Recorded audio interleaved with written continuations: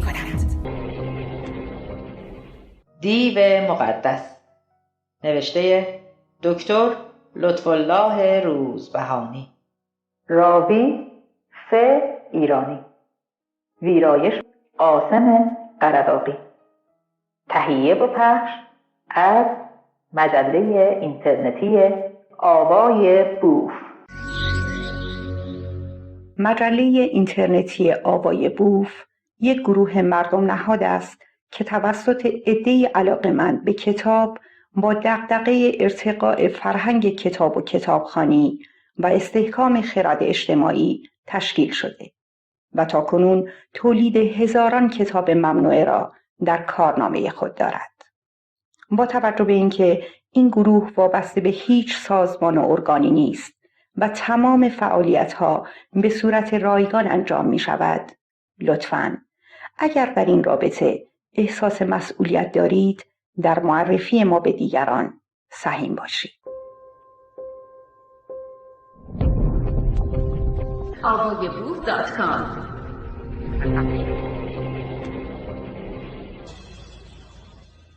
دیو مقدس. بچه ها سلام. یکی بود، یکی نبود. در گذشته‌ای نچندان دور، در سرزمینی به نام کشمیر، مردی به نام طولاخ خان که از مغولان هند بود زندگی می کرد. زندگی این مرد از راه شکار و راهنمایی شکارچیان خارجی می گذشت. در سال 1860 بر حسب اتفاق راهنمای یک انگلیسی به نام سر جان تامسون شد. این انگلیسی قصد داشت در سریناگار مرکز کشمیر بماند و زندگی کند و اینجا بود که طولاخ خان به عنوان مستخدم و راهنمای شکار در خانه سر جان تامسون اقامت گزید. این مرد انگلیسی از رؤسای کمپانی هند شرقی بود و صاحب مال و دارایی بسیار و به ظاهر مسلمان و پیرو مذهب شیعه و یار و مددکار خوبی برای انجمن مسلمان هند در سریناگار. انجمن مذکور بعد از استقرار کمپانی هند شرقی به همت چند راجه هندی به دستور چند انگلیسی که خواهان حفظ اسلام و مذهب شیعه بودند تأسیس شد. بودجه و پول انجمن از اعتباری به نام پول هندی تأمین می شد و قسمت اعظم این پول را دولت انگلیس که دوستدار شدید اسلام و حافظ خون امام حسین علیه السلام بود و هست پرداخت می‌کرد. این پول را دولت انگلیس به طور منظم به حساب پول هندی در بمبئی می‌ریخت. بعدها مبالغ بسیار زیادی نیز از بازمانده یک رقاصه هندی و همچنین خزانه غارت شده لطفعلی خان زند به آن اضافه شد. هدف انجمن علاوه بر تأمین هزینه‌های طلبه‌های مستعد، علما و مجتهدان، رواج اسلام در تمامی آسیا، خاورمیانه و افریقا، منهای اروپا و آمریکا و استرالیا بود. این انجمن کمک‌های بسیاری به مذهب شیعه و رونق آن در ایران کرده است، من جمله حمایت مادی مجتهدان، حمایت از جنبش‌های مذهبی، چاپ و تکثیر کتب مذهبی، توضیح المسائل، روایات و طلسم، معجزنامه، دعا، کتب نوحه‌خوانی و سینه‌زنی، خوابنامه، مهر و تسبیح و خاک تربت، پنجه آل عبا، دست بریده شده حضرت عباس از حلبی، تولید و توزیع رایگان، پارچه سیاه، علم و کتل، علامت، زنجیر، قمه، قفل، سیخ، سوزن، شمع، حجله حضرت قاسم، جنازه علی اصغر، مشک آب، شمشیر و زره یزید و لوازم تعزیه و اسب و شتر برای مورد آخر. تأمین رایگان برنج، شل زرد، قیم پلو برای روز عاشورا، سفره حضرت رقیه و سکینه زهرا. محمود مؤلف 9 جلد تاریخ روابط سیاسی ایران و انگلیس در قرن 19 در جلد 6 خود می نویسد: اسامی 10 نفر مجتهدی که در نجف ماهی 500 روپیه از بابت پول هند دریافت می داشتند به قرار زیر است. 1. آخوند ملا محمد کاظم خراسانی. 2. شیخ عبدالله مازندرانی. 3. شیخ ابوالحسن شیخ رازی. 4. شریعت اصفهانی. 5. شیخ محمد مهدی کشمیری. 6. شیخ مهدی ابن شیخ اسدالله. 7. شیخ حسن صاحب جواهر. 8. سید محمد بحرالعلوم. 9. سید ابو تراب خانساری. 10. سید ابوالقاسم اشکوری و 10 آخوندی که در کربلا ماهی 500 روپیه به عنوان مقسم دریافت می داشتند عبارت بودند از: 1. شیخ حسن مازندرانی. 2. مولوی سید کلب باقر هندی. 3. سید مرتضی هندی. 4. سید ثبت حسین. 5. سید محمد کاشی.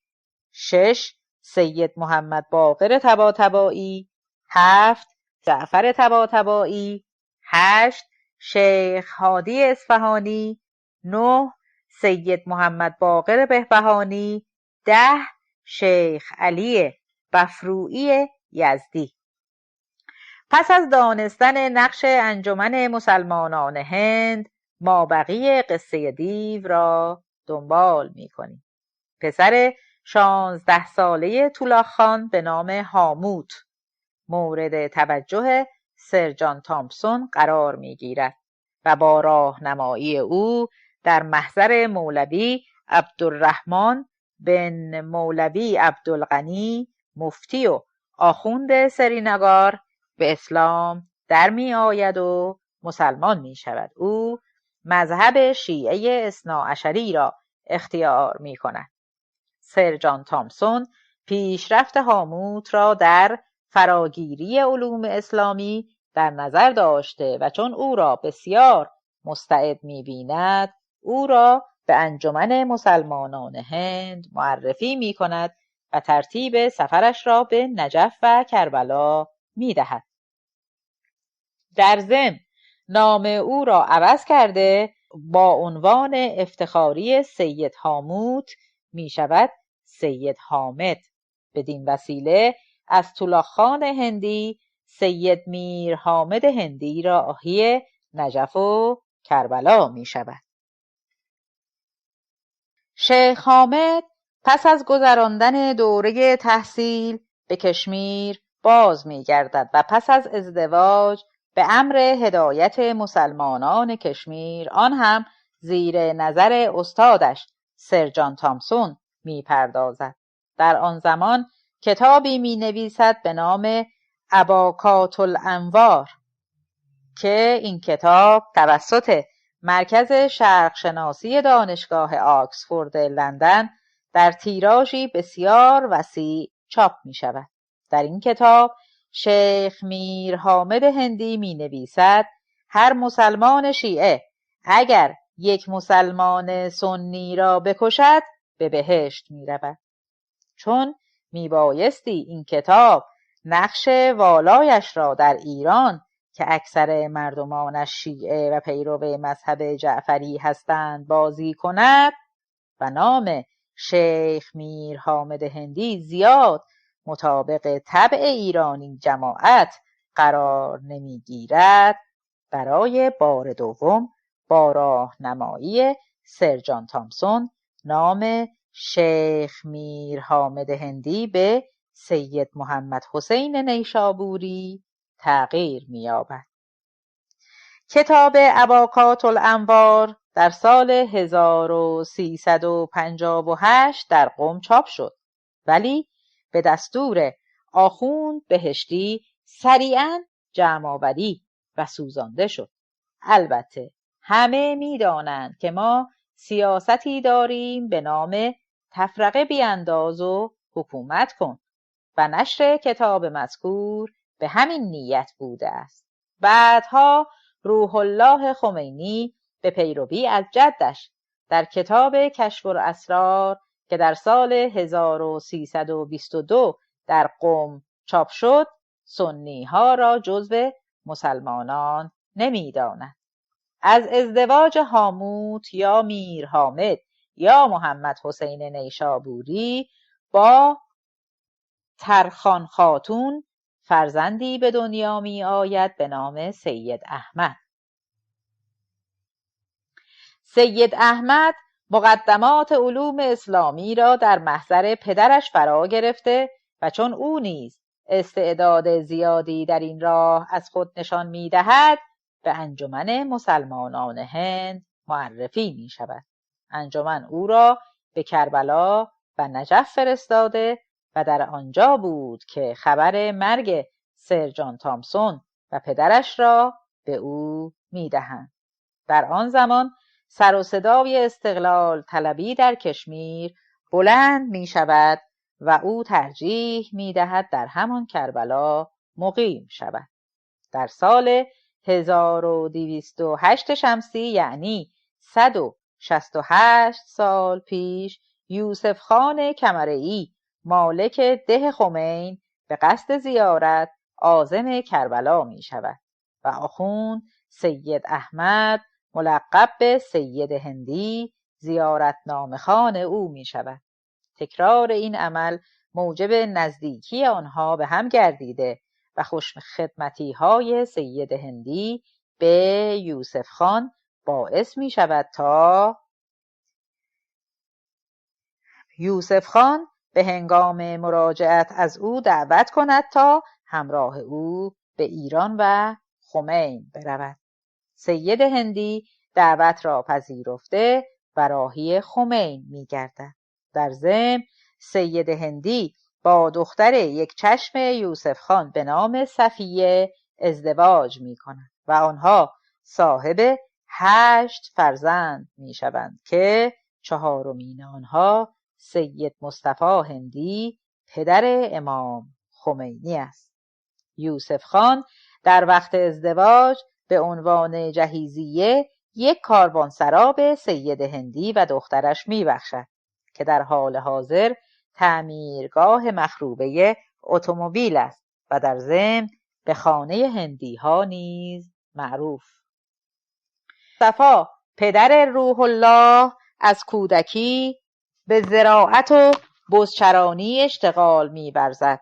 او در سن 22 سالگی با دختر یکی از مالکین کوچک خمین به نام هاجر ازدواج می کند. هاجر به هنگام ازدواج 16 ساله بود. از آن دو بچه‌هایی به شرح زیر متولد می شوند. سید مرتضی معروف به آیت الله پسندیده، گوهرالسادات، فخرالسادات بچه‌های 4م و 5م که هر دو پسر بودند در کودکی فوت می‌کنند و بچه بعدی روح الله است و پس از روح الله کودک دیگری متولد می شود که نام او را سید محمد می‌گذارند. روح الله در تاریخ 13 صفر 1319 هجری قمری در خانه هندی های خمین متولد می شود و چون طبق احادیث اسلامی روز 13 صفر را نحس می شمارند، تاریخ تولد و ثبت آن را به 20 جمادی الثانی یعنی زاد روز تولد حضرت فاطمه زهرا تغییر می دهند که این امری عادی در عالم مذاهب است. در جریانات سیاسی غیر مذهبی نیز شاهد تغییر تاریخ تولد در برخی از پادشاهان و سلاطین بوده ای، اما تغییر روز آنها تجاوز نمی کرده، در حالی که بین تاریخ و ثبت تولد روح الله چند ماه اختلاف وجود دارد. روح الله 6 ماهه بود که پدرش به علت اختلاف ناموسی با پسر مالک ده سرطاق به نام بهادرخان پشت دیوار انارستان حاجی یعقوب در سن 45 سالگی به ضرب 1 گلوله و چند ضربه کارد به قتل میرسد. در خصوص مرگ پدر روح الله اظهار نظر 2 تن از بزرگان اسلام، یعنی آیت الله نورالدین کیانوری که سابقاً کمونیست 2 آتشه بود و در زندان اوین تحت رهبری‌های برادر لاجوردی اسلام آورد، و همچنین شیخ شمس آل احمد شنیدنی است.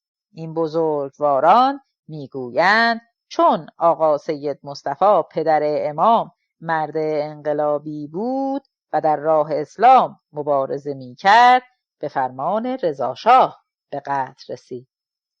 این حرف بزرگان یاد شده به قدری بامزه است که آدم را از خنده روده بر میسازد. یکی نیست به این آدمهای 7 خط که قورباغه را رنگ میکنند و جای فولکس واگن میفروشند بگوید چرا خودتان را به نفهمی زده اید. وقتی سید مصطفی کشته شد، رضاشاه یک سرباز ساده در فوج همدان بود که پس از 25 سال که از مرگ سید مصطفی گذشت به درجه میرپنجی رسید. حالا چطور در آن زمان یک سرباز ساده حکم قتل یک بزچران را می‌دهد؟ از آن افسانه هاست که تنها در دکان حزب توده و کتاب‌های آل احمد پیدا می‌شود.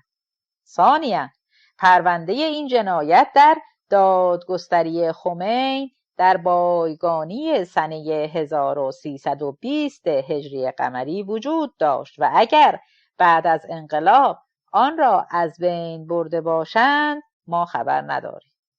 آیت الله پسندیده پسر بزرگ سید مصطفی راجع به قتل پدرش میگوید مأمورین وصول خمس و زکات پدرم را کشتند.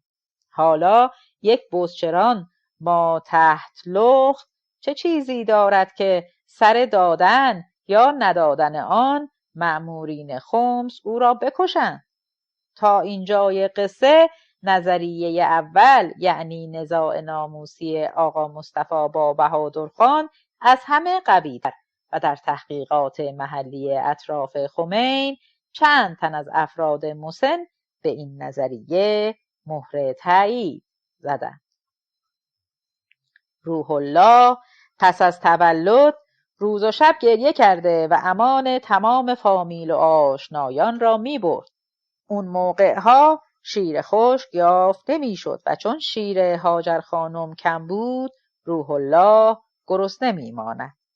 روح الله هنوز ماه‌های نخست حیاتش را می گذراند که در تمام ده خمین به نوزاد نحس و شوم معروف می شود، تا جایی که هاجر مادرش به بی بی صنم مامای ده و رقیه سلطان معروف به ننه خاور مردشور خمین میگوید بالاخره این بچه یا سر مرا میخورد یا سر باباشو. و اتفاقاً حرف و پیش بینیش درست از آب در آمده و همانطوری که گفتیم آقا مصطفی را وقتی روح الله 6 ماه بیشتر نداشت میکشند و روح الله بی بابا می شود.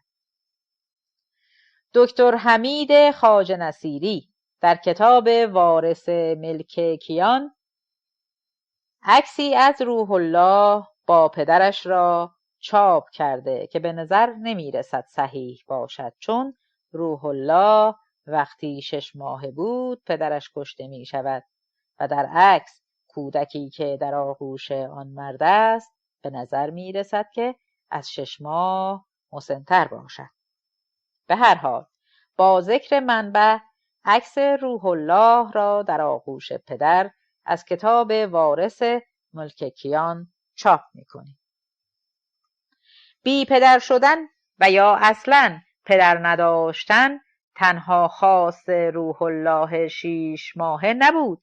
این مسئله در مورد تمام بزرگان دین صادق است. اگر زندگی بزرگان دین را بررسی کنید می‌بینید هیچ کدامشان سر سفره پدر و مادر بزرگ نشده‌اند و یا اگر پدری داشته‌اند پدرشان آدم حسابی نبوده. مثلا خلیل الله پدر حضرت ابراهیم که سر قیمت یک بت با یک مشتری دعوایش می شود و مشتری با همان بت مورد نظر به مغز او کوبیده و او را هلاک می کند، یا حضرت موسی که در هیچ یک از تواریخ نام و نشانی از پدر او نمی بینی و حضرت عیسی که معلوم نشد آخر سر پدرش کیست و نهایتاً گفتند پدرش خداست. حضرت محمد که هنوز دنیا نیامده پدرش عبدالله را از دست می دهد. وقتی آقا مصطفی کشته شد هاجر خانم 2 ماهه باردار بود و او حاملگی را بهانه قرار داد و چون از گریه‌های 24 ساعته روح الله به سطوح آمده بود و در ضمن می گفت روح الله نحس است، او را به رقیه سلطان یا ننه خاور مردشور خمین سپرد و قرار شد ماهیانه خرجی به او بدهد و او روح الله را با تنها پسری که دارد توامان بزرگ کند. عین همین ماجرا در مورد حضرت محمد هم صادق بود. محمد هم در 2-3 ماهگی از مادر جدا شده و او را دست حلیم نامی میدهند تا بزرگ کند. میبینیم که زندگی بزرگان دین چقدر به هم شبیه است. انگار خداوند برای تمامی آنها یک فیلم نامه نوشته. روح الله در 8 ماهگی به خانه رقیه سلطان می رود و بنا به گفته مورخین اسلامی اولین هجرت خود را انجام می دهد. هاجر خانم مادر روح الله پس از وضع حمل سید محمد بلافاصله به عقد برادر آقا مصطفی در آمده و از ایشان هم چند تا بچه پس می اندازد، نظیر سید نورالدین هندیزاده و سید رضا هندیزاده. چندی می گذرد و شوهر دوم هاجر خانم فوت می کند و او تا قبل از وفاتش در سن 52 سالگی 2 بار دیگر ازدواج می کند. وقتی کودکی بدون سرپرست بزرگ می شود صاحب صدها عقده و کمپلکس می شود. روح الله هم از آن دسته بچه هایی بود که نه محبت پدر را فهمید و نه نوازش های مادر را لمس کرد. او در دامان رقیه سلطان مردشور بزرگ شد. بنابراین چه توقعی میتوان از او داشت که وقتی بزرگ شود آدم حسابی از آب در آمده و نفعش به بشریت برسد؟ روح الله دیوی بود که بعدها در دوران پیری دنیایی را به هم ریخت و کشوری مثل ایران را با قرنها پشتوانه فرهنگی به نابودی کشاند. راجع به 4 بار ازدواج هاجر خانم خیلی ها ایراد میگیرند و میگویند بهتر بود او تمام تلاشش را معطوف به تربیت بچه هایش میکرد، نه اینکه مرتب شوهر عوض کند. در این خصوص ایرادی به او نیست، چون امروز تمام بچه هایش مشهور عام و خاص هستند و یکی از آنان وارث ملک کیان. ثانیاً برای هاجر خانم چه کسانی بهتر از حضرت خدیجه زن محمد میتواند الگو باشد؟ ایشان هم 4 بار ازدواج کردند. و شوهر آخر ایشان حضرت محمد بود که در 25 سالگی با ایشان که 40 ساله بودند ازدواج کردند. حضرت زینب هم 4 بار ازدواج می کند و حضرت سکینه دختر امام حسین نیز 4 بار. و جالب اینجاست که ازدواج اول ایشان با مصعب ابن زبیر بود، کسی که پدرش زبیر دشمن شماره 1 حضرت علی بود و همان کسی بود که جنگ جمل را راه انداخت. و شوهر ایشان یعنی مصعب همان کسی است که مختار را کشت و مختار کسی است که به خونخواهی خون حسین برخاست. ازدواج 4 سکینه با نوه عثمان رضی الله خلیفه 3 بود که مطمئن هستم تمام کسانی که کمی از تاریخ اعراب می‌دانند او را شناخته و این همان عثمانی است که 1400 سال از شیعیان بد و بیراه نثار روحش می‌کنند. برای حسین گریه می‌کنیم، با غمه سر خود را می‌شکافیم، پشت خودمان را با زنجیر سیاه می‌کنیم، ولی دخترش با قاتلین پدر و جدش حال می‌کند. متوجه هستی؟ دوزاریتان می‌افتد یا نه؟ حالا به هاجر خانم مادر امام بند کرده اید که چرا ایشان 4 بار ازدواج کرده؟ بروید و زندگی سارا زن حضرت ابراهیم را بخوانید و یا اینکه فیلمش را تماشا کنید. در حالی که شوهر داشت زن فرعون شد و حضرت ابراهیم هم که اون موقعها کلاهش را بالا گذاشته بود 12 سالی از بغل زنش زندگی شاهانه کرد. درست مثل همین محسن رفیق دوست خودمان که عمری توی محله بدنام هم حال می کرد و هم پول می ساخت و بعدها سر از اردوگاه‌های نظامی لبنان درآورد. با ذکر مثال دیگری در خصوص تعدد ازدواج از این مبحث می گذریم. حضرت محمد عروس زیبایی داشت به نام زینب که زن پسرخوانده او زید ابن حارثه بود و بنا به دستور محمد که به زید گفت زنت را طلاق بده من میخواهم، زینب زن محمد شد. میبیند پسر زنش را طلاق داده و پدرش صاحب زنش میشود. بنابراین تعدد ازدواج در بین بزرگان دین چه برای مرد و چه برای زن امری است عادی و پیش پا افتاده، آن هم ازدواج قانونی نه صیغه. زندگی روح الله در خانه رقیه سلطان مردشور سپری میشد و او هفته‌ای 1 بار به خانه عمه‌اش صاحب خانم میرفت. هاجر مادرش از او کاملا بریده بود و تنها خواهر آقا مصطفی مرحوم دست نوازش به سر روح الله میکشید. با باز شدن پای روح الله به خانه عمه بر حسب تصادف شوهر عمه او یعنی آقا میرزا یحیی به بیماری سخت و لاعلاجی مبتلا می شود که بلافاصله اطرافیان آن را به پای نحوست روح الله منظور می کنند. بیماری آقا میرزا یحیی 4 سال طول می کشد و عمه و شوهر عمه تمام دار و ندارشان را سر این بیماری از دست می دهند. با فوت آقا میرزا یحیی امکان کمک به رقیه سلطان یا ننه خاور مردشور حمل می شود. از طرفی با فوت شوهر رقیه سلطان او روح الله را به عمه‌اش تحویل داده و به علت فقر عذر او را می خواهد. اینک روح الله 6 سال دارد. عمه او که صاحب 4 تا بز و گوسفند و 1 گاو است آنها را برای چرانیدن به روح الله 6 ساله می‌دهد تا به صحرا ببرد. گاو و گوسفند چرانی هم یکی از فرازهای زندگی بزرگان دین است که مشابه آن را برای حضرت محمد، حضرت ابراهیم، حضرت موسی و حضرت عیسی دیده ایم.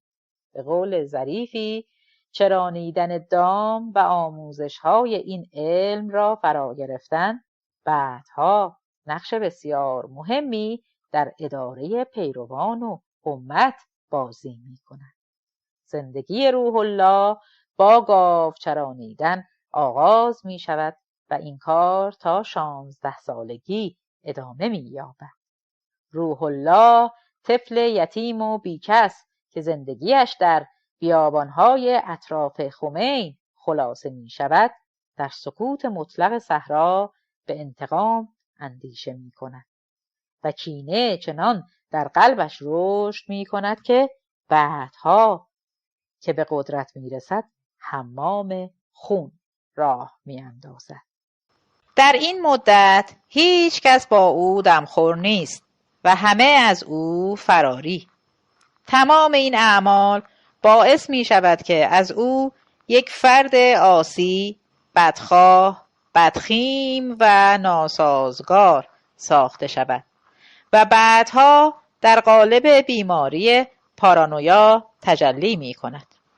این بیماری ترکیب پیچیده است از شیزوفرنی که اختلال روانی مزمنی است که با از دست دادن همگامی اجتماعی، خودگرایی، دمدمی بودن مزاج، انجام کارهای بیجا و غیر مقتضی مشخص می شود. شروع بیماری در جوانی و یا در آغاز پیری ممکن است اتفاق بیفتد. برای این بیماری 4 نوع آن شناخته شده است که مال روح الله از نوع 4 یعنی هیفرنیک است که با رفتار ابلهانه، پرگویی و شر و ور گفتن مشخص می شود. بخش مکمل عارضه پارانویا به غیر از شیزوفرنی، جنون خود بزرگ بینی، خود صحیح بینی افراطی همراه با بدگمانی و رفتارهای خلاف معیار و موازین عقلی و اخلاقی به همراه نفرت بی‌حد از آنچه که بر روابط افراد و نظامهای اجتماعی حاکم است می باشد. با این تعریف علمی و بیان بیماری روحی روح الله هندیزاده می توان به ماهیت این دیو پی برد. این قبیل بیماران اتفاقاً آدم‌های با استعدادی هم هستند و معمولاً در آغاز برای فریب توده‌های مردم ژست‌های بشردوستانه و آزاد اندیشانه می‌گیرند و سنگ مردم خصوصاً طبقه فقیر و به قول خودشان مستضعف را به سینه می‌زنند. از نمونه بارز این بیماران در تاریخ میتوان به هیتلر، پل پوت و همین روح الله خمینی اشاره کرد. حال شما تصور کنید یک نفر مبتلا به پارانویا بوده و در ضمن آخوند هم باشد، آن وقت قوز بالا قوز خواهد شد. از 6 سالگی تا 16 سالگی به مدت 10 سال روح الله به گوسفند چرانی اشتغال داشته و تنها با کاروانیان، ساربانان و چوبداران برخورد داشته است. وقتی روح الله 16 ساله شد، صاحب خانم عمه‌اش به فکر افتاد تا او را به مکتب بفرستد تا خط یاد بگیرد و قرآن بخواند. لذا او را به مکتب آقا سید ابوالحسن میبرد، ولی از آنجایی که اسم روح الله به خاطر روابطش با شترداران و ساربانان در صحرا خوب نبود، سید ابوالحسن مکتبدار عذر او را میخواهد. ماجرای قتلی که در سن 15 سالگی به روح الله نسبت میدهند و یکی از دلایل عدم قبول او در مکتب خانه بود به قرار زیر است.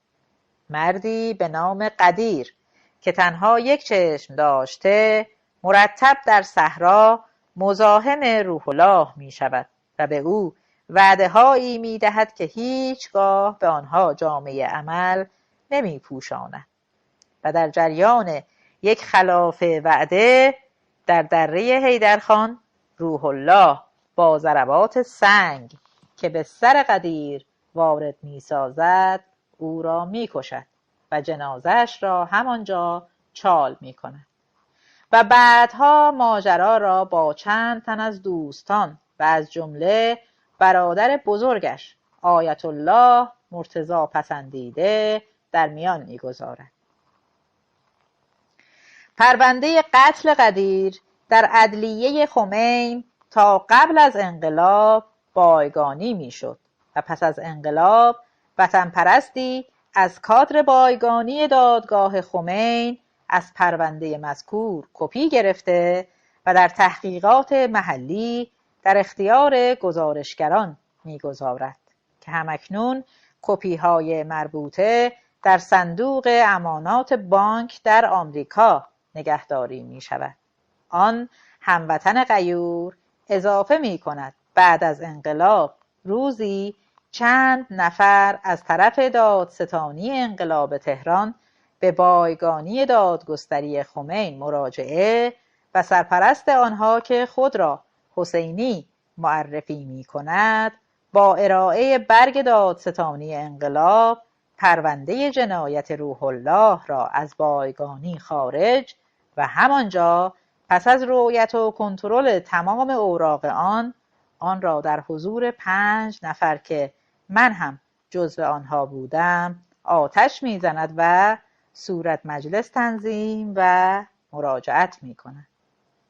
در پرونده قتل قدیر با آنکه روح الله مجرم شناخته نشده است ولی نام او به همراه 2 تن دیگر به اسامی جعفر محلاتی فرزند امان الله و حسین دشتبان فرزند کرمعلی در رابطه با قدیر و اختلاف با او ذکر شده است.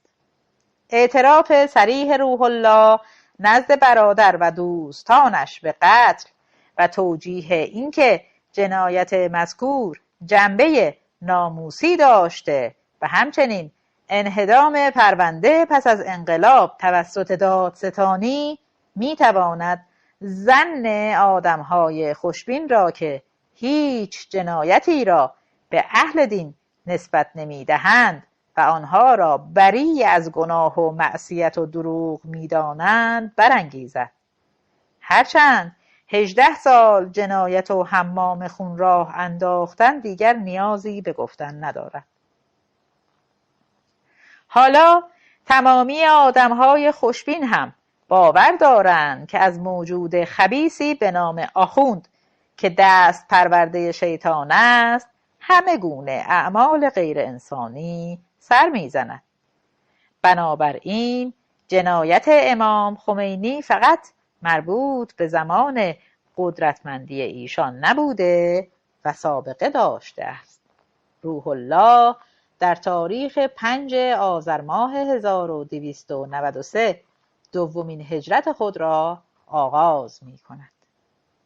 انگیزه این هجرت بدین گونه بود که عمه خانوم آسید ابوالحسن مکتبدار و مشهدی رجب دلاک و کدخدای خمین حاجی باقر تصمیم میگیرند تا روح الله را به عتبات برای طلبگی بفرستند، چون آخوند شدن را برای این خبیث از همه چیز بهتر میدانستند. ولی وقتی پای عمل میرسد میبینند به عتبات رفتن خرج دارد و آنها قادر به تأمین آن نیستند. بنابراین راهی نزدیک را برگزیده و او را به عراق میفرستند و روح الله به عراق رفته و در محضر آیت الله حاج محسن عراقی به عنوان طلبه شروع به فراگیری علوم دینی می کند.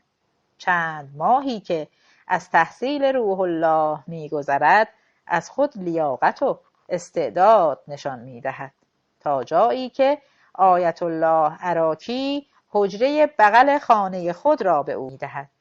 این حجره از طریق آنی به خانه آیت الله راه داشت. این حجره در اختیار طلبه‌های ممتاز چند ماهی قرار می‌گرفت و جالب اینجاست که روح الله 2.5 سال در آنجا اقامت می‌گزیند. این مدت طولانی باعث شد تا شایعاتی از طرف دیگر طلبه‌ها بر ضد او بر سر زبانها بیفتد و برخی از طلبه‌ها به روابط جنسی روح الله با شیخ طالب کمرعی قزوینی مدرس مدرسه و حتی خود آیت الله شیخ محسن عراقی اشاره می‌کردند. توضیح این که روابط جنسی بین مرد با مرد در بین طلبه‌های مذهبی امری عادی و پیش پا افتاده است، در حجره‌های تنگ پس از صرف شام و پایان صرف و نحو و فراگیری علوم دینی، بزرگترها الف‌های راست را به خانه کاف کوچکترها وارد می‌کنند و فریضه بزرگ نمودن را اعمال می‌دارند. آنها وقتی عمودهای لحمیشان را بر سپرهای شحمی کوچکترها می‌کوبند، خسته و ناتوان با درک لذت بهشتی خواب بر آنان چیره می‌شود. البته در خصوص چند سطر بالا که از کتاب‌های سکسولوژی اسلامی اقتباس شده ما چیزی سر در نیاوردیم. شما را نمی‌دانم. از مزایای دیگر این حجره هزینه تحصیلی بیشتری بود که طلبه‌های ممتاز دریافت می‌داشتند. آن موقع هزینه تحصیلی برای یک طلبه ممتاز 1 عباسی در هفته بود، در حالی که طلبه‌های عادی فقط 1 سنار دریافت می‌داشتند. روح الله به مدت 3.5 سال نزد آیت الله عراقی ماند و از این دوران همیشه به عنوان دوران طلایی یاد می‌کند. جالب اینجاست که روح الله در سن 19 سالگی توسط آیت الله عراقی به درجه اجتهاد نائل می‌شود. آیت الله شیخ محسن عراقی از همفکران و یاران بسیار نزدیک آیت الله شیخ فضل الله نوری بود که با ایشان همواره در سنگر مبارزه و مخالفت با مشروطه خواهان جنگیده و از طرفداران پروپا قرص ولایت فقیه یا حکومت الله در روی زمین است و آموزش‌های این شیخ بعدها شاگردی تحویل جامعه آخوندزده ایران داد که حکومت الله را در ایران پیاده نمود. البته وقتی در آن زمان مشروطه خواهان پیروز شدند، آیت الله عراقی پس از شنیدن خبر مرگ آیت الله نوری که او را مبارزین مشروطه خواه در میدان توپخانه به دار کشیدند، سوراخ موش را 1000 تومان خریده و خود را پنهان می‌سازد. و پس از آنکه آبها از آسیاب افتاد و تب مشروطه خواهی پایین گرفت، آقا محسن عراقی به زادگاه خودش عراق مراجعت نمود و چون در عراق او تنها 80 پارچه آبادی داشت، به تأسیس حوزه علمیه عراق همت گذاشت و سرمایه گذاری جدیدی را آغاز نمود. البته بایستی به این نکته همواره اشاره کنیم که قسمت اعظم هزینه حوزه حاج محسن عراقی به اضافه 59 حوزه علمیه در سراسر ایران از جانب انجمن مسلمانان هند و قسمت دیگر از محل نزورات و سهم امام و خمس و زکات تأمین می‌گردید. در این حوزه بود که افکار بلند شیخ فضل الله نوری دال بر ولایت فقیه تدریس میشد. پیرترهای ما تمام سخنان شیخ فضل الله را شنیده بودند. خصوصیات شاگرد خلف حاج محسن عراقی یعنی روح الله را نیز می‌دانستند. فتنه این دیو مقدس را در سال 1342 دیدند، ولی افسوس که هیچگاه دوزاریشان نیفتاد. برای اینکه شیخ فضل الله نوری و نظریاتش را بهتر بفهمید، می توانید به نوشته‌های بسیاری که در خصوص او چاپ و منتشر شده از قبیل کتاب‌های احمد کسروی، اسماعیل امیرخیزی، سید حسن تقی‌زاده، ادوارد براون، فریدون آدمیت، ناظم الاسلام کرمانی و ملک الشعراء بهار مراجعه فرمایید. البته چند تن از منجمد فکران و خرد گم کردگان نظیر مهدی انصاری، جلال آل احمد، محمد ترکان و آیت الله دکتر نورالدین کیانوری و آیت الله احسان طبری در تمجید از خیانت‌های این شیخ از هم سبقت گرفتند. البته قصه شیخ فضل الله نوری را هم نوشته و چاپ می‌کنیم تا شما عزیزان زحمت خواندن کتب بسیاری را به خود ندهید. اصولاً کتاب خواندن برای جماعت ایرانی کاری است بسیار مشکل. ایرانی و کتاب مثل جن است و بسم الله. اقامت 3 ساله روح الله در عراق و افکار تزریقی شیخ فضل الله نوری و شیخ محسن عراقی در مورد حکومت الله در روی زمین کار خودش را کرد و ولی فقیه را به ارمغان آورد. روح الله قبل از آنکه از خمین راهی عراق شود، بنا به توصیه عمه‌اش که گفته بود اگر میخواهی آخوند بشوی باید پالانت بالا باشد و در آینده حتما برای تخصص میبایستی به کربلا یا نجف بروی، مبادا به مدارک پایین اکتفا کنی و در حد یک آخوند 2 تومانی باقی بمانی. ولی روح الله به علت ضعف زبان هیچگاه پند عمه‌اش را گوش نکرد و حتی وقتی او را با زور و تبعید به عراق فرستادند، در مدت 15 سالی که آنجا بود 1 کلمه عربی هم یاد نگرفت، تا جایی که وقتی بعد از انقلاب یاسر عرفات به ایران آمد، در مقابل تعارفات او تنها به نگاه کردن سفیهانه اکتفا کرد و 1 کلمه نتوانست جواب او را بدهد.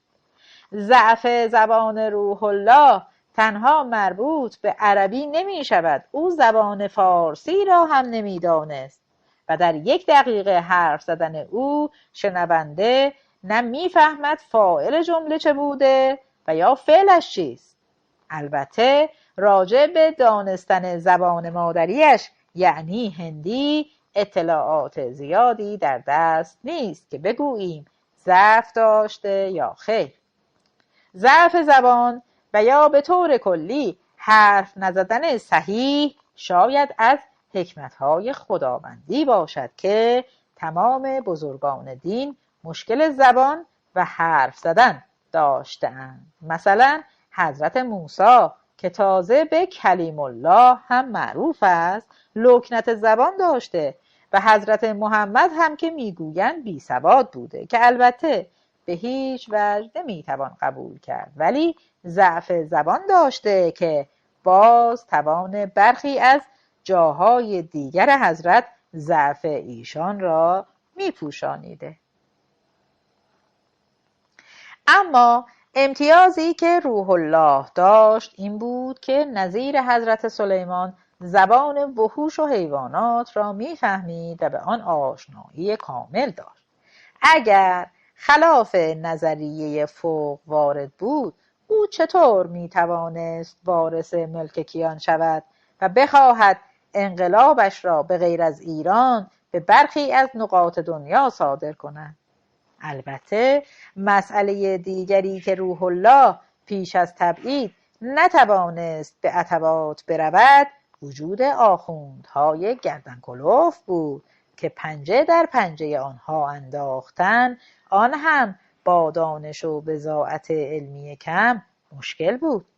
و نکته آخر ناآرامی‌های عتبات بود. پس از جنگ جهانی اول آل سعود و آل هاشم تلاش می‌کردند تا در این خانه‌های فساد را ببندند، ولی موفق نشدند. از این طرف انگلیسی‌های مؤمن و انجمن مسلمانان هند هم بیکار ننشسته بودند. آنها به فکر باز کردن قطب جدیدی در عالم تشیع، یعنی شهر قم بودند. قم در آن زمان ده بزرگی بود که تنها محل دفن کردن مرده ها بود و مردم آنجا از راه مرده‌خوری زندگی می‌کردند. انجمن مسلمانان هند آیت الله شیخ عبدالکریم حائری یزدی را به قم گسیل می‌دارد و خوابنامه و احادیث بسیاری در سطح مملکت چاپ و منتشر می‌شود که به زودی شهر قم به چنان منزلت و اعتباری خواهد رسید که کربلا و نجف پیش آن پرکاهی جلوه خواهند کرد. به محض اینکه نسخه ای از خوابنامه مذکور به دست روح الله رسید، به فکر هجرت بزرگ خود از عراق به قم افتاد. انگیزه دیگر روح الله این بود که 3 سال اقامت در مدرسه حاج محسن عراقی او را خسته کرده بود و او نیاز به تنوع داشت. در ضمن وقت آن رسیده بود که او دیگر طلبه ها را بزرگ کند.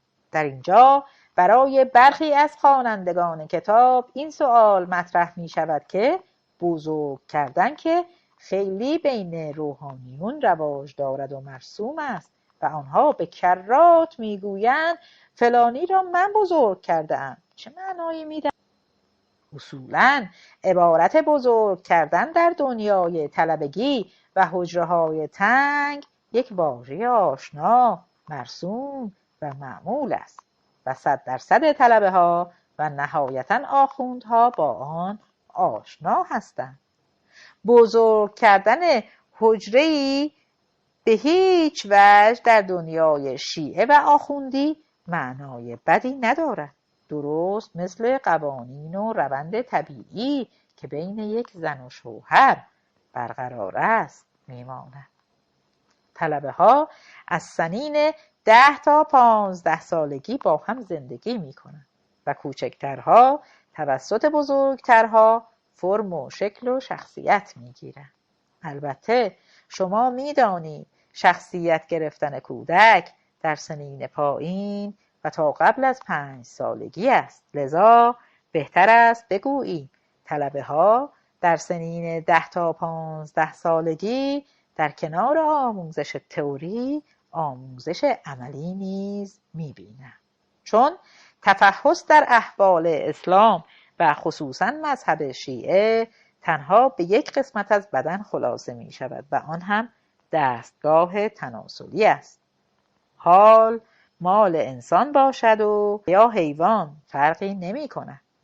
لذا در همان سنین نوجوانی تمام طلبه ها در سکسولوژی تخصص می گیرند. آیت الله محسن عراقی 10 بار به اطرافیانش گفته بود که این روح الله را من خودم بزرگ کردم و خود روح الله هم از طریق رسانه‌های گروهی، رادیو، تلویزیون و مطبوعات به کرات گفته است که من خامنه ای را بزرگ کردم و این آقای رفسنجانی روی زانوی من بزرگ شده است. این محمد گیلانی، این منتظری، این ریشهری، این خسرو شاهی، این محتشمی، این ناطق نوری که حالا میخواهد رئیس جمهور شود، این خوئینی ها، این قرائتی، این موسوی تبریزی، این هادی غفاری، این معادی خواه، این خلخالی گربه کش و غیره، اینها را من خودم روی زانوهایم بزرگ کردم. امیدوارم نکته مبهمی راجع به بزرگ کردن باقی نمانده باشد. اگر ابهامی باقی مانده با ذکر ماجرای زیر انشاءالله برطرف می شود.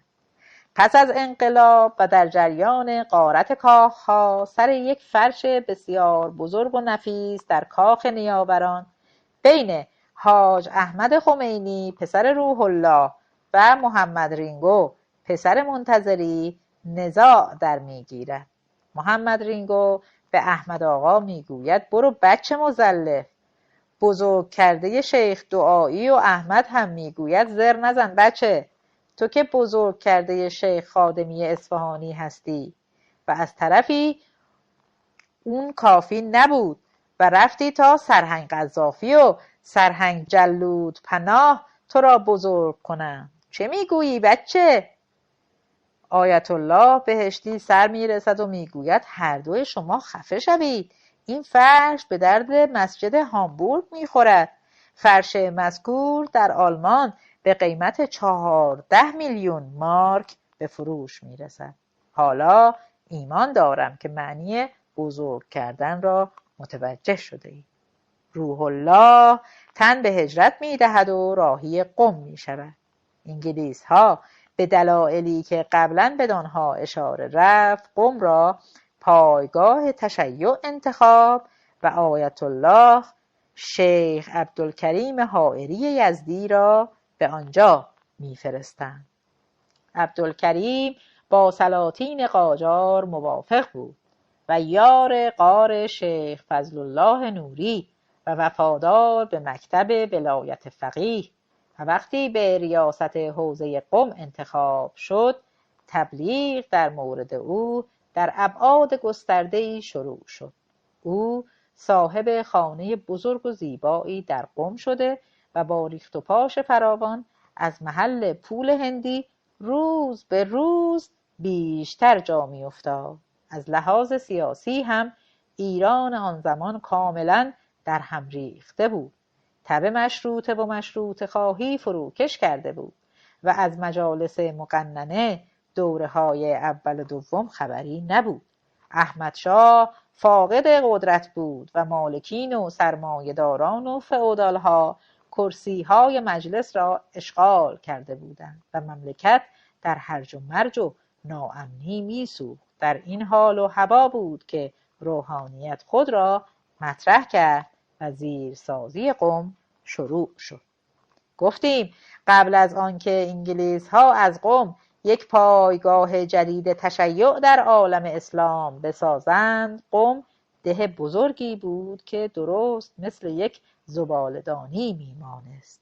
همش گورستان بود و نه آبی داشت و نه هوایی و نه کار و فعالیتی جز مرده‌خوری. تنها سرمایه و یا بهتر بگوییم تنها مغازه و دکان این ده بزرگ مرقد خواهر امام رضا یعنی حضرت معصومه بود و هست.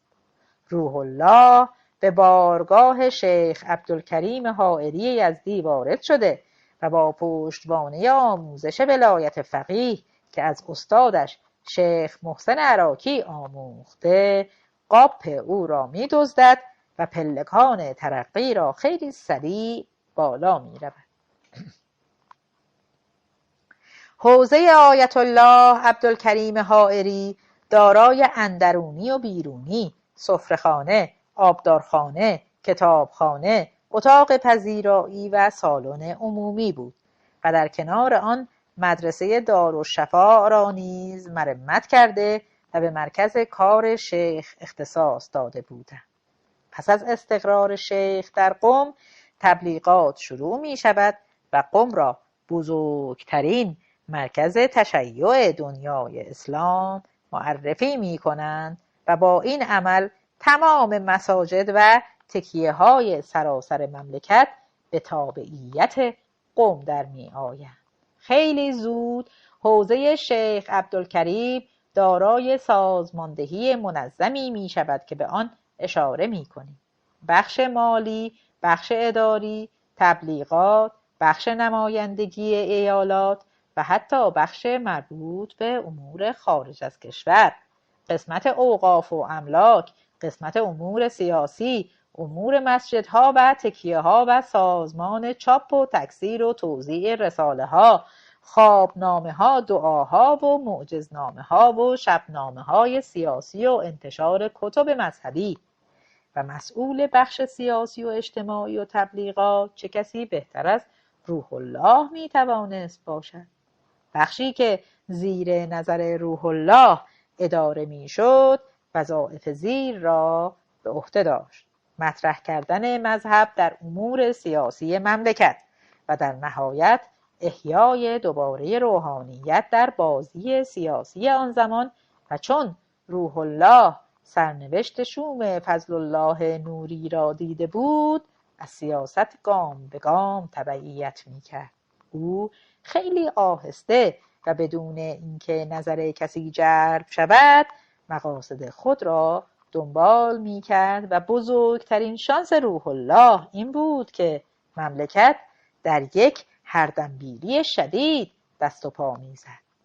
برنامه تبلیغاتی روح الله در خصوص بزرگ کردن شخصیت شیخ عبدالکریم چنان کارساز بود که به زودی قم به عنوان مرکز تشیع پذیرفته شد و حوزه‌های دیگر نظیر مشهد آن را پذیرفتند و خواهیم دید که بعدها چطور روحانیت مقابل دولت ایستاده و آن را سرنگون ساخت.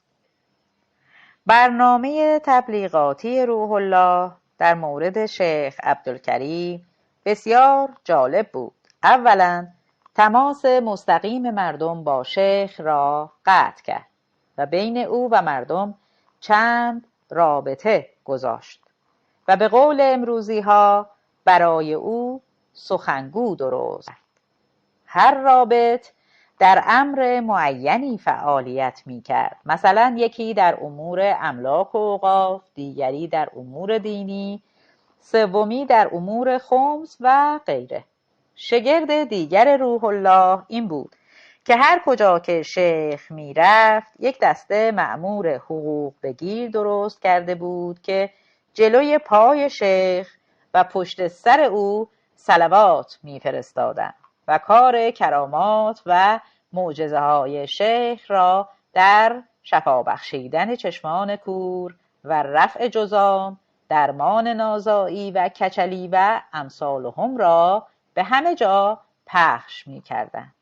روح الله کارهایش را درست و حساب شده انجام میداد و شیخ عبدالکریم را بدان درجه رساند که این فکر به مغز شیخ رسوخ کرد که نکند او خود حضرت محمد است و خبر نداشته. چون به محض اینکه در ملأ عام ظاهر میشد 10 تن برای بوسیدن دست و پا و نعلین او به طرفش هجوم می آوردند و اگر محافظین او را حفظ نمی کردند چه بسا عبا و لباسش را مردم به عنوان تبرک پاره می کردند. خوشخدمتی های روح الله او را عزیز شیخ عبدالکریم حائری نمود. شیخ عبدالکریم به شعر و شاعری هم علاقمند بود و برخی از اسناد مشکوک به این مسئله اشاره دارد که روح الله که در آن وقتها جوانی خوشرو بود برای او اشعار حافظ می‌خوانده و خودش هم گاه گاهی شعری میگفت و بعدها در سال 1358 کتاب اشعاری به نام خمینی در قم منتشر ولی بلافاصله به دستور آیت الله بهشتی سوزانیده می شود. در زیر چند بیت از اشعاری را که به روح الله نسبت می دهند محض نمونه چاپ می کنیم. کرده خلوت با جوانهای صحابی در گلستان، رفته در یک پیرهن با یکدیگر چون جان جانان، من گزارش را نمیدانم دگر آنجا چسان شد. چند روزی رفت تا زیام بهاری، وقت زاییدن بیامدشان و روز طفلداری. نطق من هر جا چو شمشیر است در وصف وی آخر، لنگ پای عقل در وصف وی اندر گل گمان شد. تا درآید بر ولی عصر می باشد مقرر. شعر من بود از شهر چون قند مکرر. می بینید که شعر گفتن روح الله نظیر دینداری و مملکتداریش بود.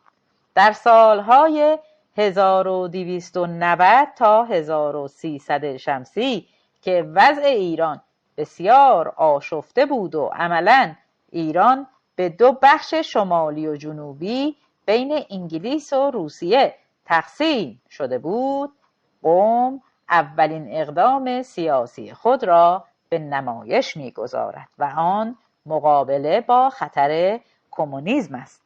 در این رابطه شبنامه و رساله و خبرنامه با سرعت بین مردم پخش کرده و در آنها متذکر شدند که روس‌ها چه ظلمی در حق مسلمانان روسیه می‌کنند. ملاها و روزخوان‌ها سر منبرها رفتند و داد سخن دادند و کار بالا گرفت که ای مردم، شما اینجا نشسته اید و روس‌های از خدا بی خبر و بی دین و بی اعتقاد برادران و خواهران مسلمان شما را در تاجیکستان، قرقیزستان و قفقاز به 4 میخ کشیدند و زنهایشان را اشتراکی کردند و در این خصوص دسته‌های عزاداری در تمام شهرها به راه انداختند و در نهایت این گونه کارها باعث شد که بسیاری از احزاب و مطبوعات و انجمنهای طرفداران نظام جدید و سوسیالیسم کوتاه آمدند و بدین وسیله مذهب خود را به عنوان یک عامل جلوگیری کننده از نفوذ کمونیسم در ایران مطرح ساخت. نقش روح الله در برپایی نمایشات شیعه‌گونه در این دوران بسیار جالب بود.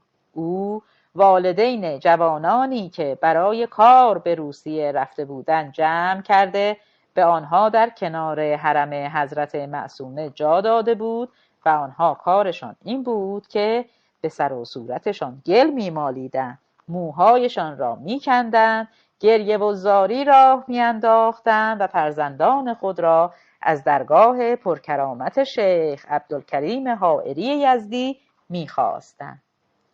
تأمین غذایی و مالی این گروه‌ها توسط روح الله انجام می‌گرفت و او برای این کار 2 شیفت آدم استخدام کرده بود و آنها از این مسجد به آن مسجد می‌رفتند و ترحم مردم را باعث می‌شدند و آخر روز مواجب خود را دریافت می‌داشتند. این روش در شیعه به نام جنازه‌گردانی معروف است و همواره کارکرد و بازتاب آن در تحریک توده‌های مردم بسیار موفق بوده است. از شاگردهای روح الله تربیت افرادی بود که مثلا از روسیه گریخته‌اند و ماجراهای از پیش دیکته شده به آنان را با آب و تاب برای توده‌های مردم تعریف و آنها را تحریک می‌نمودند.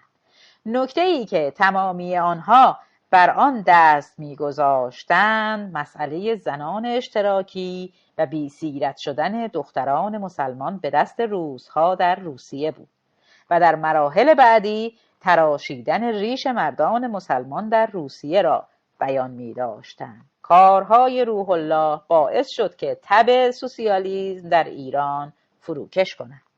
کار داشت بالا می گرفت و دردسرهایی هم برای روس‌ها پیش آورده بود که جنگ جهانی دوم به داد روس‌ها رسید و آنها را از این بنبست خارج کرد. مبارزه روح الله با کمونیسم از او یک چهره سیاسی مذهبی ساخت.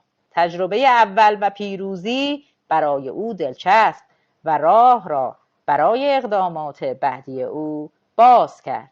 پیشرفت روح الله آنچنان بود که شیخ عبدالکریم حائری احساس خطر نموده، ولی انگار نقطه ضعفی داشته باشد سکوت میکرد. ولی چند بار به اطرافیانش گفته بود چه غلطی کردم، این تخم سگ بی پدر را به تشکیلاتم راه دادم. زیرسازی قم به سرعت ادامه می‌یافت و زمانی رسید که قم یک کتاز میدان تشیع در ایران گردید. حالا موقع پیدا کردن قطب موافق با روحانیت فرا رسیده بود و چه کسانی بهتر از درباریان قاجار و یک مشت شازده ریز و درشت، چون مشروط خواهان که آبشان با روحانیون به یک جوی نمی رفت و دیدیم که چطور رهبر آنها یعنی شیخ فضل الله نوری را در میدان توپخانه به دار کشیدند. در مورد شیخ فضل الله نوری در کتابی مجزا به نام شیخ فضله برایتان تمام حقایق مربوط به این آدم خبیث و ناپاک را خواهیم نوشت. روحانیون در ضمن با کسانی که طرفدار سوسیالیسم بودند و همچنین با تحصیل کرده های غرب و عشایر هم که نمی توانستند کنار بیایند و تنها قطب باقی مانده دربار بود. از این رو گرایش خود را به سمت اشرافیت قاجار معطوف داشتند. کار پایه‌ریزی و همکاری روحانیت با دربار با موفقیت انجام میشد و احادیثی بود که پشت سر هم از طرف روح الله به سوی مردم سرازیر میشد که مسلمان باید از پادشاه پیروی کنند. پادشاه سایه خداوند در روی زمین است و غیره و غیره.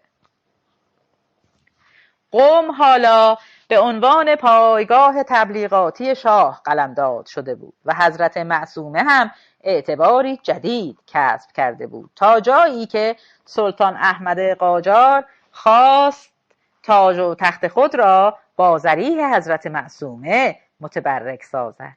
نوروز 1300 شمسی احمد شاه میخواست عید را در جوار حضرت معصومه بگذراند و این فرصتی بود طلایی برای عبدالکریم و روح الله. در آن موقع روح الله رئیس تشریفات و پذیرایی از احمد شاه شد و چنان خوشخدمتی از خود نشان داد که گویی جانشین بلا منازع شیخ فضل الله نوری است. به دستور روح الله کوچه پس کوچه های قم را که به زباله‌دانی شبیه بود تمیز کردند و همه جا طاق نصرت برپا نمودند و وسایل و لوازم ارسالی از بندر بوشهر به قم که توسط انگلیسی های مسلمان فرستاده شده بود تمامی به نحو احسن و اکمل به کار رفت. همه چیز آماده بود که پذیرایی شاهانه از احمد شاه به عمل آید که گاو عبدالکریم و روح الله زایید. در غروب روز 3 اسفند خبر رسید که سید ضیاءالدین طباطبایی و میر پنجی به نام رضاخان در تهران کودتا کردند و بر اثر آن سفر ملوکانه به قم منتفی شده است. تمام رشته های عبدالکریم و روح الله پنبه شد و بر تاریخ ورقی اضافه گشت. رضاخان وزیر جنگ شد و دشمن شماره 1 و قسم خورده آخوندها. بلای رضاشاه بر سر روحانیت آنچنان سنگین بود که سالها سنگینی آن بر جثه روحانیون حس می شد و تقاص سنگینش را پسر رضاخان محمد رضا و ملت ایران در سال 57 پس دادند. از سنگینی بار بر سر روحانیون سخن گفتیم. ای کاش بار آنقدر سنگین می بود و تمامی آخوندها را له می کرد و چیزی از آنها باقی نمی گذاشت. نه اینکه بعدها فرزند رضاخان محمد رضا نه تنها وزن را بردارد بلکه با عزت تپانی به آنان بشود اسلام پناه. وقتی رضا شاه وارد گود سیاست ایران شد حائری یزدی که مردی پخته و سرد و گرم چشیده بود زود کوتاه آمد، ولی روح الله کاردش میزدید خونش در نمی آمد. رضا شاه مراحل میرپنجی و سردار سپه بودن را پشت سر گذاشت و همه جا صحبت از نخست وزیر شدن او می کردند که نخست وزیر هم شد و بعدها نیز شد فرمانده کل قوا. روحانیت بدبیاری عجیبی آورده بود. در روسیه انقلاب به ثمر رسیده و رژیم آنجا کمونیستی شده بود. کمال آتاتورک در ترکیه بساط آخوند بازی را برچید و دیگر پایگاه خارجی برای آخوندها باقی نمانده بود و در داخل با قلع و قمع رضاخان از خوانین و بزرگانی مثل حسین کاشیها، اقبال السلطنه ها و شیخ خزعل ها پایگاه داخلی آخوند هم پاشیده شد و مهمتر از همه با تأکیدات رضا شاه موج ضد عربی سراسر کشور را فرا گرفت و حرف از افتخارات گذشته و ملیگرایی پیش آمد. همان چیزهایی که روح الله پس از به قدرت رسیدن کمر به قتل و نابودی آنها بست و ملیگرایان را مرتد خواند. در زمان رضا شاه شعر و ورهای اسلامی از کتب مدارس حذف و مطالب جدید علمی جایگزین و زینت بخش صفحات کتاب ها گشت. جشن‌های نوروز و مهرگان و سده با شکوه برگزار شد. تقویم قمری به شمسی تغییر یافت. نظام وظیفه و دانشگاه و ارتش یک پارچه، رها شدن زن ایرانی از قید چادر و روبنده، تحصیل اجباری و غیر جو را چنان عوض کرد که ما تعجب می‌کنیم چرا همان موقع آخوندها سکته نکردند و نمردند تا از شرشان دنیایی راحت شود.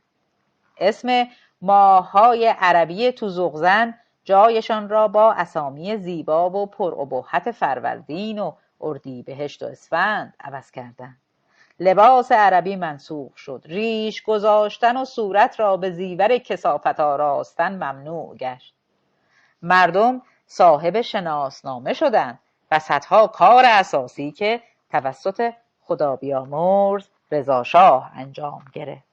جالب اینجاست که وقتی سلطنت از قاجار به پهلوی تغییر یافت، همین روحانیت مبارز به سرکردگی عبدالکریم حائری یزدی در تأیید سلطنت رضا شاه از هم سبقت می گرفتند که امیدوارم تمامی آنها را در کتابی مجزا برایتان بازگویم. از همین روح الله خان آنقدر مدرک در تأیید رضا شاه در دست است که نگو و نپرس. یکی از افرادی که تا دلتان بخواهد در مورد فقه مدرک جمع آوری نموده دکتر مظفر بقایی کرمانی است. شاید روحانیت مبارز بگوید اگر غیر از سلطنت رژیم دیگری مثل جمهوری می آمد آن موقع دخل همه ما آمده بود. راست هم می گفتند چون روسیه و ترکیه را دیده بودند. بنابراین تنها سلطنت می توانست عامل بقای این موجودات خبیث باشد. وقتی سلطنت مطرح می شود، وقتی قدرت به یک نفر واگذار می گردد بدون چون و چرا و برو برگرد قدرت فساد می آورد. در تمام تاریخ ایران زمین تنها یک نفر بود که در اوج قدرت خودش را حفظ کرد و تا کنون توسط هیچ مورخی راجع به او بدگویی نشده است و او کوروش کبیر بود. بنابراین خوشرقصی مقدماتی برای رضا شاه چه بسا تضمین کننده بقای آنها بود که دیدیم و همانطور هم شد.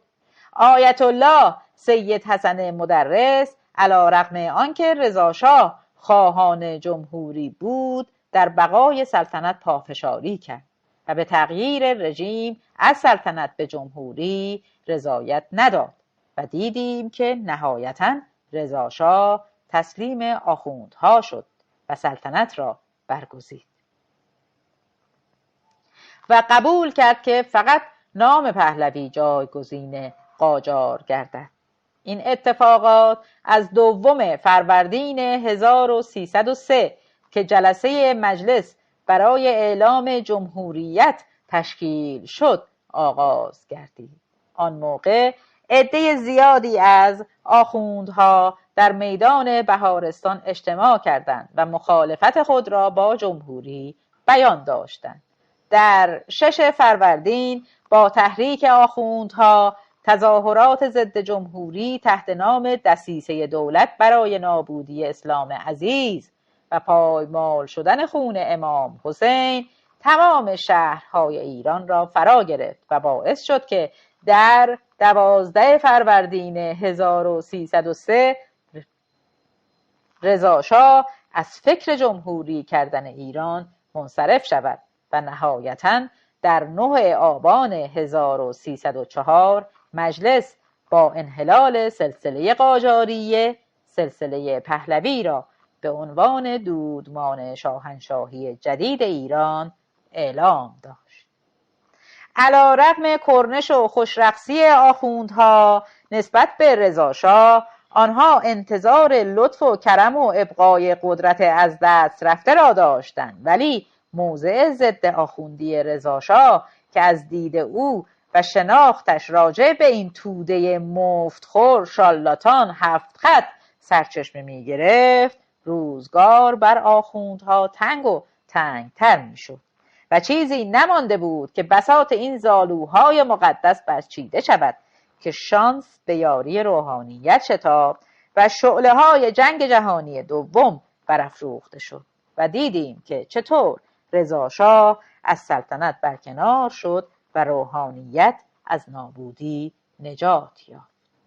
روح الله که خیری از رضا شاه ندیده بود به صف مخالفین او پیوسته و دوباره سلطنت قاجارها را علم کرد. چون روحانیت با پادشاهان قاجار آبشان در یک جوی می رفت، به زودی به دستور رضا شاه آخوندبازی ممنوع شد.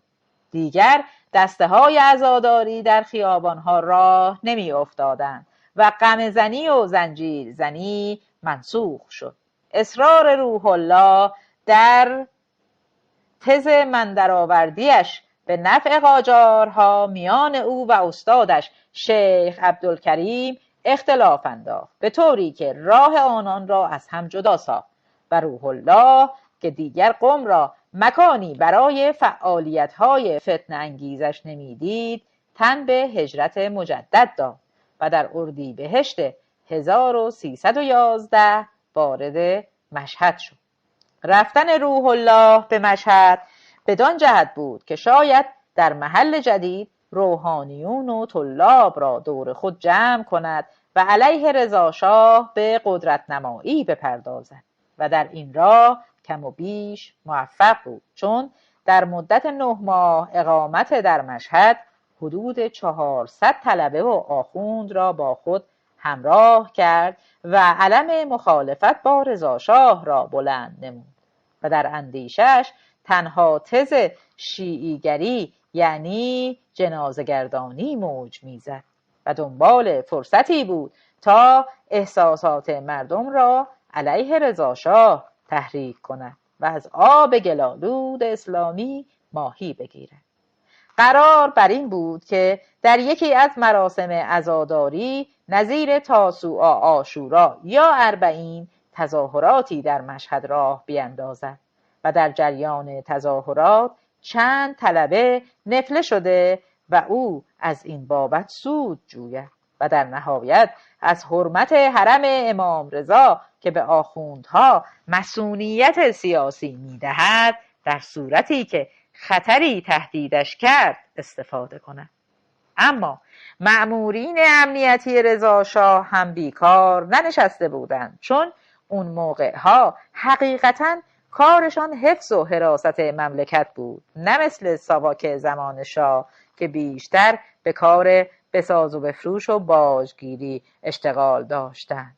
بنابراین قبل از آنکه روح الله بتواند کاری از پیش ببرد سریعا دمش را قیچی کردند و لای عبایش گذاشته و او را از مشهد اخراج کردند و گفتند به طویله مرکزیت یعنی قم برگرد. البته ناگفته نماند که فکر شورش و تظاهرات که این شیخ بی کتاب در مغز طلاب حک کرده بود کار خودش را کرده و در 21 ماه 1314 ماجرای مسجد گوهرشاد پیش آمد و در جریان آن بنا به گزارشات موثق حدود 2000 نفر کشته و زخمی شدند.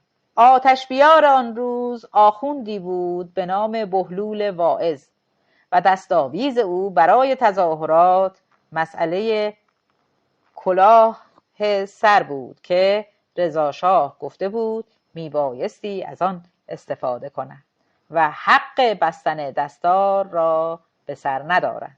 در آن زمان فتح الله پاکروان والی خراسان بود و محمد ولی اسدی نائب التولیه آستان قدس و سرتیپ ایرج مطبوعی فرمانده لشکر و سرهنگ بیات رئیس نظمیه یا پلیس بود.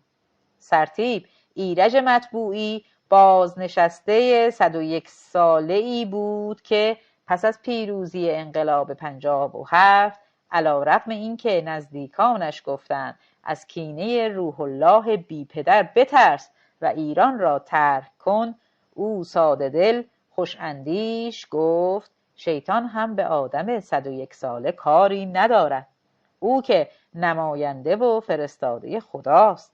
و دیدیم که چند ماه پس از انقلاب به دستور روح الله سرتیپ بازنشسته 101 ساله را مقابل جوخه اعدام قرار دادند و بدن او را آبکش کردند. آخوندهایی که در آن تاریخ دستگیر و برخی از آنان به نقاط بد آب و هوا تبعید شدند عبارت بودند از آیت الله سید یونس اردبیلی، آیت الله آقازاده، آیت الله آقا بزرگ شاهرودی، آیت الله سید عبدالله شیرازی، آیت الله شیخ هاشم قزوینی و حجت الاسلام دستقی. خشونت رضا شاه در واقعه 1314 مسجد گوهرشاد به روحانیت فهمانید که او برای این طبقه مفتخور ارزشی قائل نیست و ای کاش محمد رضا شاه نیز نظیر پدرش بود و یا لااقل 1/1000 غیرت او را داشت و در فتنه 1342 مثل پدرش عمل می کرد و دستور می داد دور قم را دیوار بکشند و آن را تبدیل به خوکدانی می کرد و روح الله هندیزاده را به همراه طرفدارانش به جهنم می فرستاد. البته اسناد معتبری در دست است که رضا شاه در ابتدای گرایشات مذهبی داشته، چنانکه در کتاب خاطرات و خطرات مخبرالسلطنه هدایت که از بازماندگان تجدد طلب زمان قاجار است می‌خوانیم. رضا شاه در اوائل سلطنت به حضرت شاه عبدالعظیم تشریف می‌بردند و یا ملک الشعرای بهار می‌نویسد در 10 محرم سال 1300 دسته عزاداری قزاق‌ها به بازار آمد و خود سردار سپه در حالی که سر خود را برهنه کرده بود و روی آن کاه مالیده بود در جلوی دسته دیده میشد و مشابه مثالهای فوق را در خاطرات سلیمان بهبودی نیز میخوانیم. ولی در خرداد سال 1313 وقتی رضا شاه به ترکیه رفت و دید آتاتورک از روز اول حساب خود را با مذهب و علمای دینی روشن کرد و مذهب را از حکومت جدا کرد، ترقیات آن روز ترکیه چنان رضا شاه را تحت تأثیر قرار داد که به کل تغییر رویه داد و جبهه مخالف آخوند را باز کرد. آنچه بیشتر در ترکیه نظر رضا شاه را جلب کرد مشارکت زنان در تمام شؤون مملکتی بود. میبخشید که از اصل قضیه یعنی زندگی دیو مقدس دور شدیم. امیدوارم که تمام مطالب مربوط به رضا شاه را در کتاب تاریخ شیعیگری در ایران مفصلا بنویسم. روح الله در مدت 9 ماهی که در خراسان اقامت داشت به خودش لقب حجت الاسلام داد و چون در آن زمان داشتن فامیل اجباری شده بود شد حجت الاسلام روح الله خمینی. البته برادر ناتنی او یعنی نورالدین کماکان فامیل هندی را دارد و برادر کوچکتر او نیز یعنی سید محمد فامیل هندی زاده را برای خود انتخاب کرد.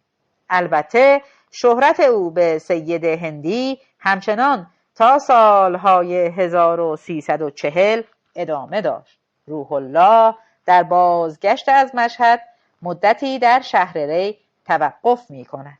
در شهر ری پایش به خانه آیت الله ثقفی مالک بزرگ شهر ری و حومه که در ضمن پول نیز نزول میداده باز می شود و علیرغم میل باطنی آیت الله ثقفی که از روح الله خوشش نمی آمده و او را عنصری فتنه‌گر می دانسته دختر 15 سالش را که بتول نام دارد روی یک دندگی روح الله به او می دهد. روح الله و هر آخوند تیز و زبلی خوب می داند که تنها راه پیشرفت و مبارزه پولدار شدن و پولدار بودن است و چون آیت الله ثقفی را خرپول می بیند با الهام و راهنمایی پیغمبر اکرمش که در سن 25 سالگی وقتی از مال دنیا آه نداشت تا با ناله سودا کند قاپ خدیجه پولدار 40 ساله را دزدید و خودش را بالا کشید و شد محمد پیامبر شاه یکتاز حجاز. روح الله نیز با ازدواج با بتول اول کار 4 آبادی به عنوان جهیزیه به مستغلاتش اضافه نمود. حال روح الله دارای 17 آبادی در اطراف شهر ری، قم و عراق است و تعداد رعایای او از مرز 9000 نفر می‌گذرد. مسئله مالندوزی چیز تازه‌ای در طریقت اسلام نیست. تمام آخوندهای کلاس بالا که لقب آیت اللهی را یدک می‌کشند دارای ثروت افسانه‌ای هستند و این تنها خاص اسلام نیست، در مابقی ادیان نیز چنین است. اگر روزی گذرتان به واتیکان افتاد لطفاً محل زندگی پاپ اعظم را تماشا کنید تا همه چیز دستگیرتان شود. ناصر ملکی در کتاب اسرار و عوامل سقوط ایران دفتر اول آخوندی است می نویسد آخوندها دارای سیستم مالیاتی مستقل هستند که در برگیرنده خمس و زکات، وقف، نذورات، رشوه، پول نماز و روزه قضا شده، فروش بهشت، وجوه میت، درآمدهای نقدی و در رده‌های بالاتر کمک‌های بی حساب استعمارگران خارجی می باشد. وفات شیخ عبدالکریم حائری یزدی بنیانگذار و مؤسس حوزه علمیه قم در 10 بهمن 1315 علیرغم فشار رضا شاه بر روی طبقه روحانیت روح الله را یکتاز میدان سیاسی مذهبی ایران نمود. البته از سال 1311 تا زمان فوت شیخ عبدالکریم سالهای آرامش روح الله به شمار می آید. بیشتر کارهای روح الله در آن سالها رسیدگی به امور آبادیها و مال اندوزی هرچه بیشتر بود، نه مذهب و امور مربوط به مال اندوزی توسط ملاها. به تبعیت از قوانین اسلامی است که مالکیت و بردهداری و کنیزداری را حق می داند. زندگی تمام امامان مملو از جاه و جلال و شوکت بوده است. ثروت علی افسانه‌ای بوده و امام حسن امام دوم شیعیان 93 زن عقدی و 200 کنیز و 150 بچه داشته که شیخ مفید در کتاب ارشاد خود به نام 15 تن از فرزندان تاپ او از زنان مختلفش اشاره دارد. جالب اینجاست که وقتی سن امام حسن را که 47 سال بیشتر عمر نکرد و با دسیسه معاویه که زهر در کوزه آب او ریختند و او را کشتند در نظر بگیریم و 15 سال اول حیات را از آن کم کنیم، ایشان سالی 3 بار ازدواج شرعی می کردند و از زنان بیشمار ایشان سالی 5 کودک تولد می شده است. بنازم به اشتها و ثروتی که می تواند شکم این لشکر طناز را سیر کند. امام حسین امام سوم شیعیان نیز دارای ثروت فراوانی بوده و تنها 50 کجاوه زرین حرم و اهل بیت او را جابجا می کرده است و کشته شدن او در صحرای کربلا صرفاً به خاطر کسب قدرت و مالندوزی بیشتر بود و حالا شده امام حسین مظلوم سرور شهیدان و خونش گریبانگیر 60 میلیون ایرانی را گرفته و قرنها است ایرانی تقاص آن را پس می‌دهد. امام هشتم امام رضا که صرفاً به خاطر ولیعهدی و سلطنت راهی خراسان شد و خواهرش معصومه را نیز دعوت کرد که بلند شو بیا و ببین چه بخور حسابی در کار است. امام هفتم امام موسی کاظم نیز از ثروت افسانه‌ای برخوردار بود و تعداد زنانش را از 80 تا 85 ذکر کرده‌اند و تعداد بچه‌هایش را 20 پسر و 18 دختر گزارش نموده‌اند. پایان این فایل در صفحه 33.